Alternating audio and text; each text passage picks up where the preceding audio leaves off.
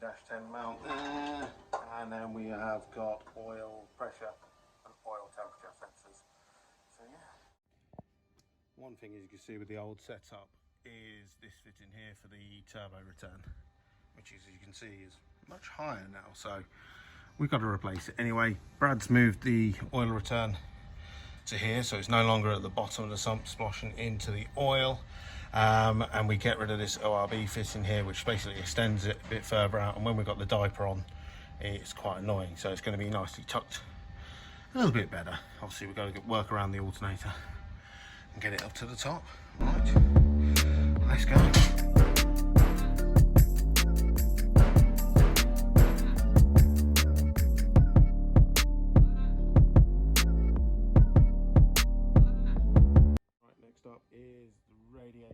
Before it was laying down, didn't really get much airflow. We had the fans literally bolted to the radiator, which I found out actually doesn't do anything.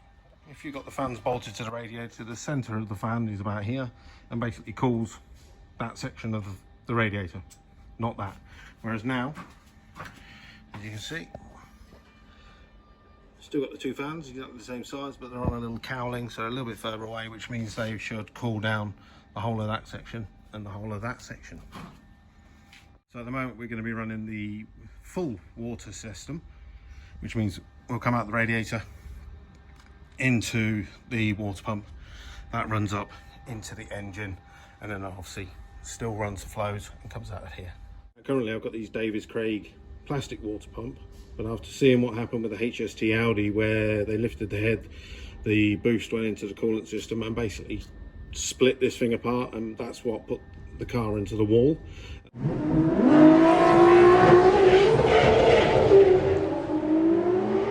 Wow, 138 60 foot, 535 to the 8. Oh no. I've gone for the metal one of these with the metal AM fitting, so we get rid of any of the rubber pipe work.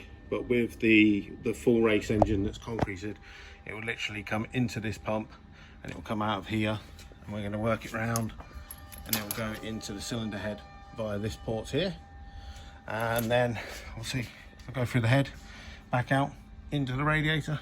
And we do have this port here on the race head. It's got a -6 fitting on there now, which will essentially just come up and go into the side here. The baby hasn't shit on that, but just checking the oil. All seems good. Just very green. Well, we all know I'm a sucker for a shiny part. Time to get rid of the stock oil filter. It's ugly. It's not as good for filtration. Currently we're running a dirty oil line to the turbo. With the new billet one, basically I get a fresh feed that's just been filtered and goes straight up to the turbo.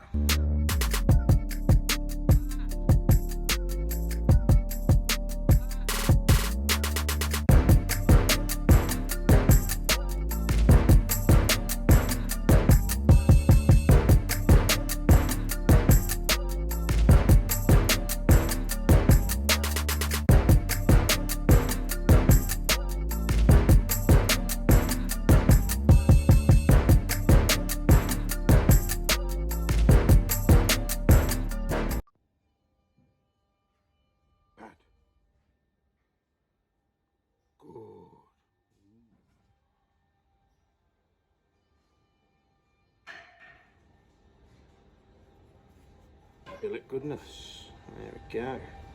Schimmel Performance. All the toys. And also you get rid of that nasty ass paper filter that's there. As you can see, twists around and not brilliant. And we get the much larger AMS filter. So much better. Okay, next up then. Sandwich plate. And this fitting here, which we no longer need. At Bug Jam last year we had a setup with an oil cooler which went up to the back here, but we had a small leak from somewhere on there, I can't remember where it was, but we decided to blank it off and then it was okay. But to be honest, we should be running well under 10 seconds, so you shouldn't have any problems with oil heating anyway. So let's get it off, shall we? Let's have a look. See. Okay, so she's off. Now, as you might be able to see, that's the sandwich plate. We basically put the sandwich plate and the oil cooler on because we couldn't get this any shorter. As you can see, the thread was there. We'd already cut it down because it was originally about day high. So that's the original reason we went with the sandwich plate. Now we got this from Germany. Nice little billet part, as you can see.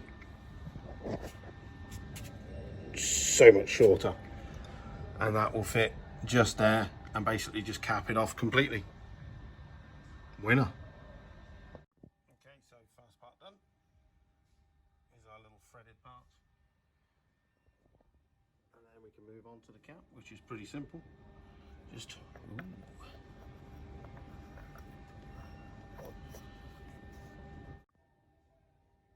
et voila. So pretty.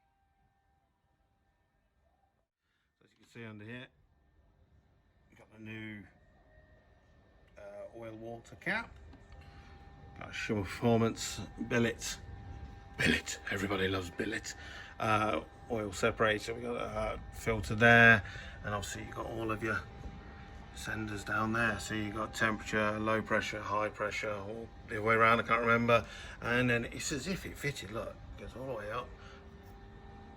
And it fits to the top of the turbo. Obviously this is gonna have to be held a little bit further over, but you know what I mean. There you go. Coolant system kind of temporary done.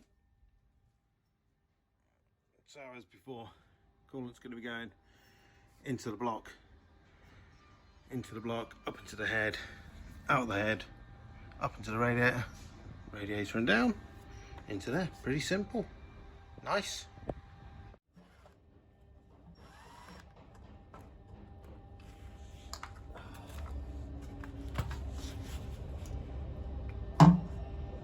Not the last one. Typical.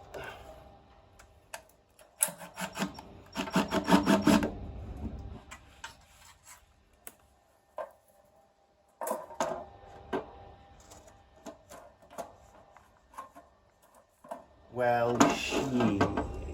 Yeah, boy. I have achieved. There you go. Beautiful. There's your oil drain. As I said, the dash 10 fitting is much higher in the sump, and also you'll notice the sump instead of the standard Golf, which goes shorter here, it's the same all the way through. So hopefully we'll be able to keep all the bearings nice and oiled. Again, like I said, oil temperature, oil pressure, much nicer. As I said, doesn't go shorter like this one, as you can see. And also, may have found the rattle. Was in there. Well, if you made it to the end of the video, thank you very much. Hopefully we'll see some fire in the pipes very soon. EFWD Luke on Instagram and Luke Stevenson on Facebook. Make sure you like and follow them. Hopefully see you for more updates soon.